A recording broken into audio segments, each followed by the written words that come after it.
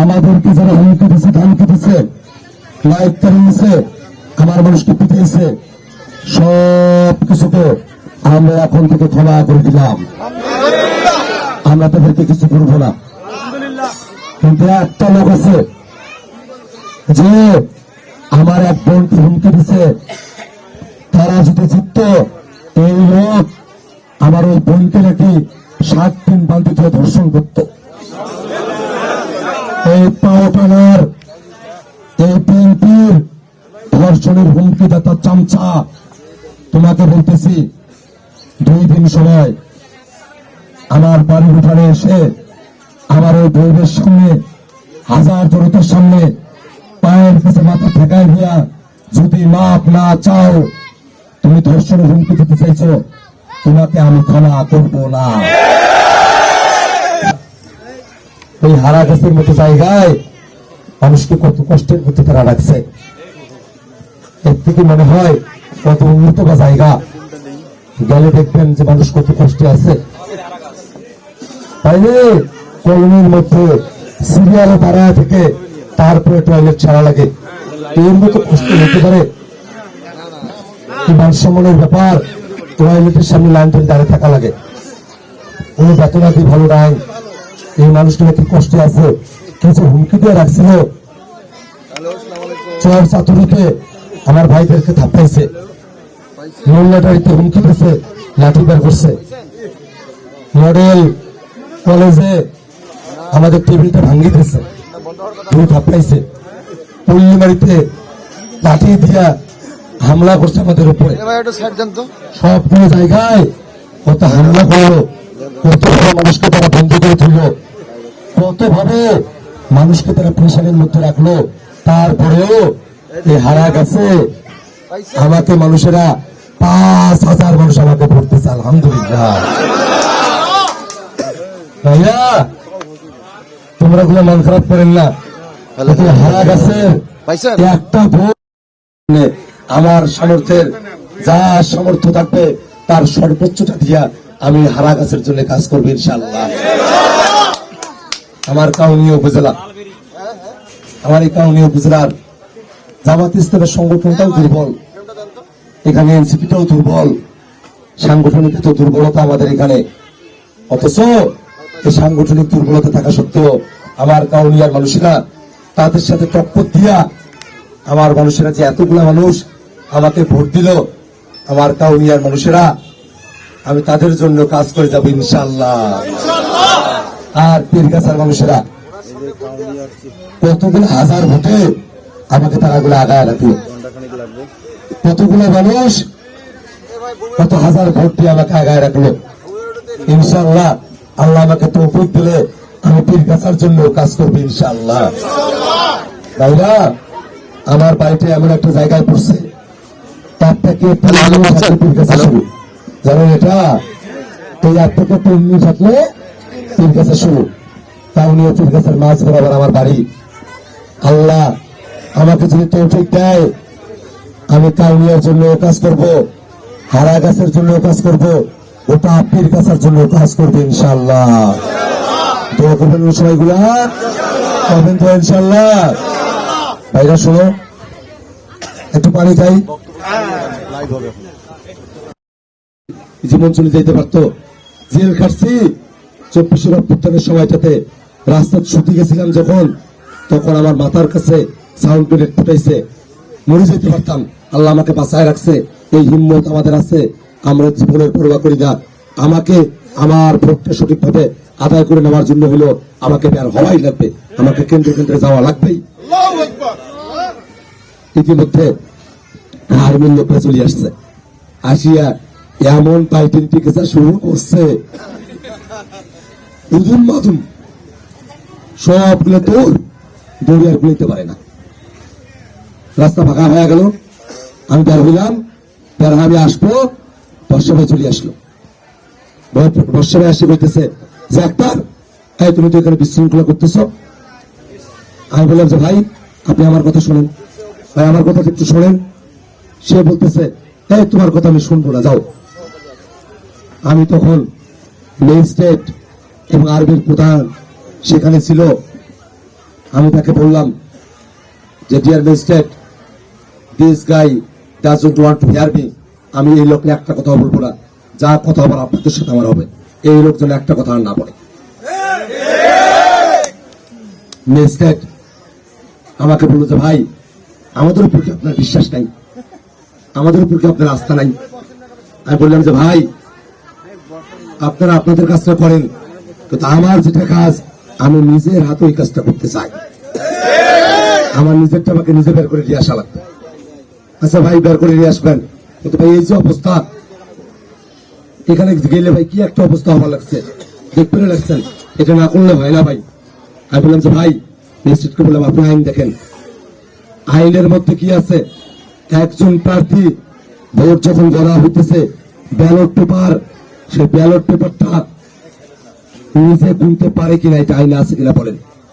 Magistrate বললো যে হ্যাঁ, একজন প্রার্থী ভোট গণার সময় ওখানে থাকতে পারে। আমি বললাম তাহলে আমিও থাকবো, আমাকে যাইতে দিতে হবে। আমাকে অনুরোধ করলো যে ভাই, এখানে যে পরিস্থিতি, আপনি ভাই 2-3টা কেন্দ্রে যান। আমি বললাম যে আচ্ছা ঠিক আছে, আমাকে 5টা কেন্দ্রে যাইতে দেন। ইতিমধ্যে আমি 12টা কেন্দ্রে গেছি, আরো 5টা কেন্দ্রে যদি যাই তাহলে 17টা হয়ে যাইবে। পাটাখানা কেন্দ্র 20টা, আর 3টাতে যা করে খুব আমার হিসাবটা বের করে নিয়ে আসা লাগে। এবার পাশে থেকে বর্ষা ভাই কইতেছে এই হারা গাছ আমার। আমি কইলাম যে ভাই, হারা গাছ তো আমারও তো কাউন্সিল ফিরতেছে মধ্যে। এই হারা গাছের জন্য গত 1 বছরে 6.5 কোটি টাকার স্পেশাল বাজেট আমি নিয়ে আসছি। এই হারা গাছ তো আমারও। এখন বলে যে ডাক্তার, তুমি তো এখানে বিশৃঙ্খলা করতে আসছো। আমি তখন ম্যাজিস্ট্রেটকে বললাম যে magistrate, I object this language, this word. আমার কোন লোক এখানে বিশৃঙ্খলা করতেছে না, তার লোকের এখানে বিশৃঙ্খলা করতেছে। অবশ্যই সে যে বিশৃঙ্খলা শব্দটা বলছে, এই শব্দটা তাকে এক্ষুনি প্রত্যাহার করতে হবে।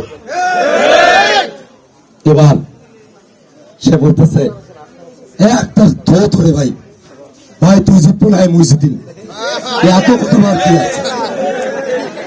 কথা সত্য, হাড্ডাটি লড়াই হয়েছে না? হ্যাঁ, আমি তাকে কইলাম মজা করিয়েছে ভাই, আর চিন্তন বাদ দেও তো, তোমাকে আমি পৌরমের বাড়ি দেবো, আইসো কেন্দ্র গুলো চাই। এরপরে আমাকে ম্যাজিস্ট্রেট জিজ্ঞেস করলো যে ভাই, আপনার লোকেরা যদি বিশৃঙ্খলা করে? আমি ম্যাজিস্ট্রেটকে বললাম শেষ দিনের প্রচারণার দিন আমার মধুপুরের মিছিলটা কিয়া যখন মাইক কেড়ে নেওয়া হইল, হাজার হাজার মানুষ ছিল, ওই মানুষগুলোর সামনে আপনি আসছিলেন। আমি বলছিলাম যে চুপ, সবগুলো মানুষ একবারে চুপ হয়ে গেছে। আমি বলছিলাম চোরের জন্য রাস্তা করে দাও, সঙ্গে সঙ্গে মানুষেরা চোরের জন্য 10 সেকেন্ডের মধ্যে রাস্তা করে দিয়েছিল। আপনি নিজের চোখে সেটি থেকে আসছেন। আমি গ্যারান্টি দিয়ে বলতেছি, আমার যারা কর্মীরা এখানে আছে, তারা একটা কথা আমার পারমিশনের বাইরে তারা বলবে না। আপনি তাদেরকে কন্ট্রোলে নেন। আরবি আমাকে বলতেছে যে ভাই ঠিক আছে, আপনি যান কেন্দ্রগুলোতে, আমরা একটা গাড়ি আপনার সামনে দিই। আমি বললাম না, আমার গাড়ি সবার সামনে যাবে, আমার গাড়ির সামনে আমি কোনো পুলিশ আর্মির গাড়ি আমি দেখতে চাই না। আমার কর্মীরা আছে, আমি আছি, আমার মতো করে আমি যাব, আপনারা পেছনে থাকেন। আমাকে তখন আর্মিটা বুঝে বললো যে ভাই, সরকার নিরাপত্তার জন্য আপনাকে গানম্যান দিচ্ছে, তাহলে আমাদের গাড়ির সামনে থাকলে আপনার অসুবিধা। আমি বললাম যে না, ভালো বলছেন, যারা একটা গাড়ির সামনে দেন।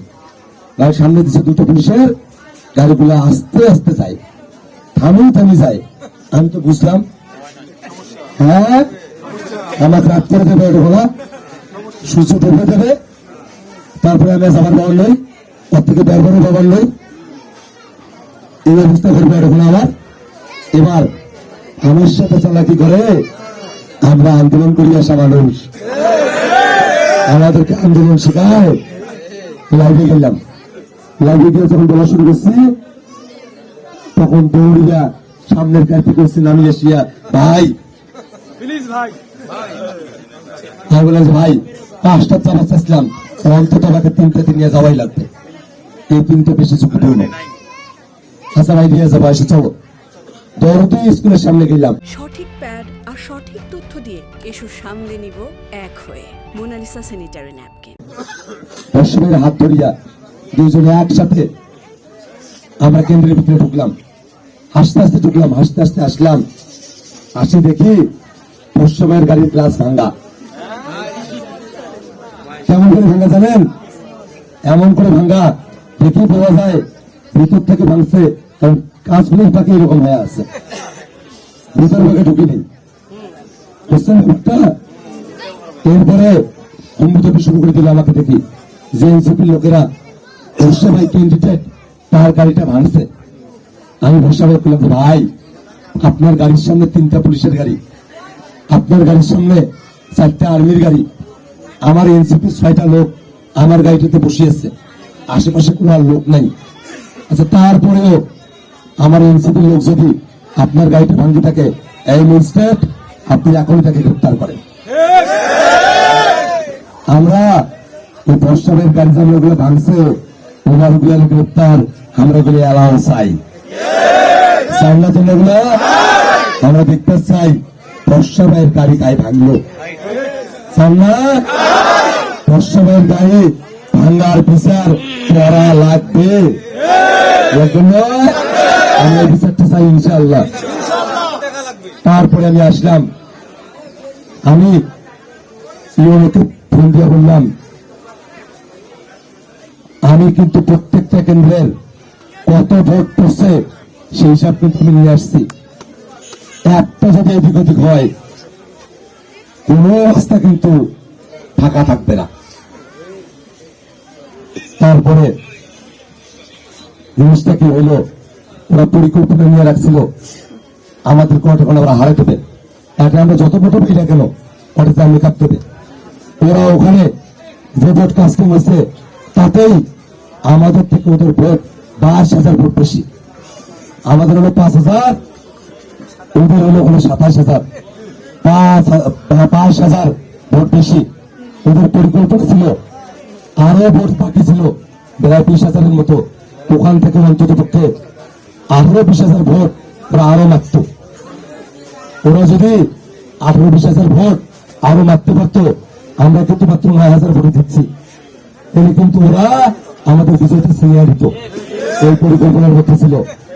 কিন্তু ভাইরা এবার তো আমি বলছি বারে বারে ভুগো তুমি খেয়ে যাও ধান, এইবারে ভুগো তোমার বধিব পরাণ।